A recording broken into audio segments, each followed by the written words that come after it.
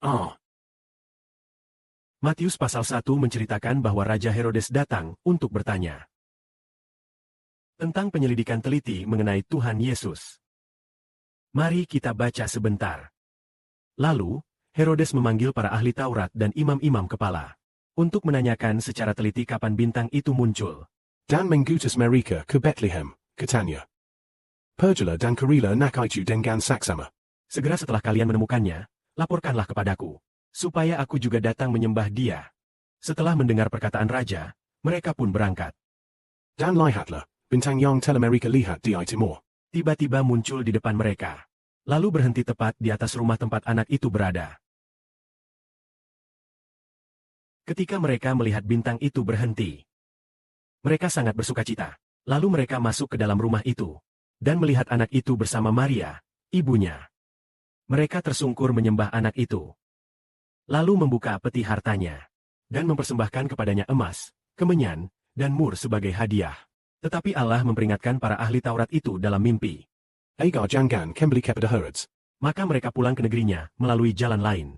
Nah, di sini diceritakan tentang Raja Herodes mengutus ahli bintang mencari Tuhan Yesus. Lalu mereka berkata, setelah pergi mencari, mereka akan kembali memberi laporan.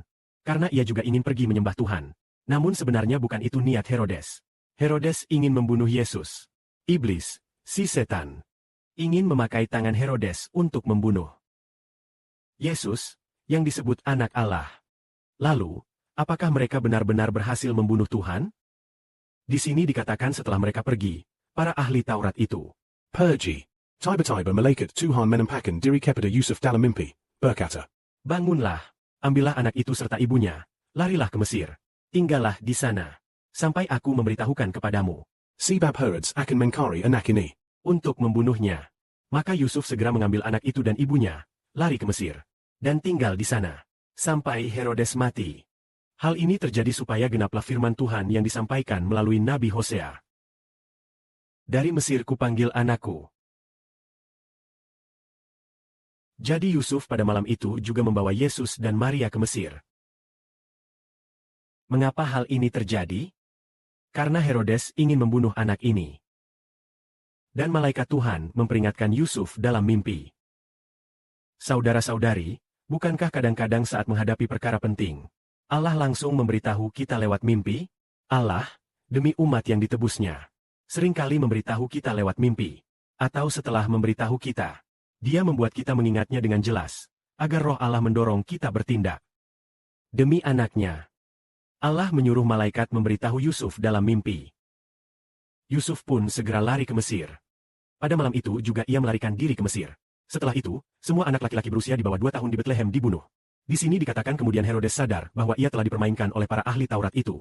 Maka ia sangat marah, mengirim orang ke Bethlehem, seluruh daerah sekitarnya, sesuai waktu yang telah ditanyakan kepada para ahli bintang, dan membunuh semua anak laki-laki di bawah usia 2 tahun. Hal ini menggenapi firman yang disampaikan Nabi Yeremia. Ada suara terdengar di Rama, ratapan dan tangisan pedih. Itu adalah Ratu Rahel menangisi anak-anaknya. Ia tidak mau dihibur, karena mereka sudah tiada. Mengapa dikatakan Rahel menangisi anak-anaknya? Karina Bethlehem. Mokum Ral terletak dekat Bethlehem. Tepat di jalan menuju Bethlehem. Jadi, bayi laki-laki berusia di bawah 2 tahun di Bethlehem. Dibuna. Dan mereka itu seperti keturunan Rahel. Seolah-olah Rahel dari dalam kuburnya menangisi bayi-bayi laki-laki itu. Dan hal ini persis menggenapi nubuat yang diucapkan Allah. Allah berfirman melalui Nabi Yeremia, Rama akan menangis. Hal ini terjadi karena bayi laki-laki berusia 2 tahun di Bethlehem dibunuh. Dan yang ajaib adalah, Allah juga berfirman melalui Nabi Hosea, aku memanggil anakku keluar dari Mesir.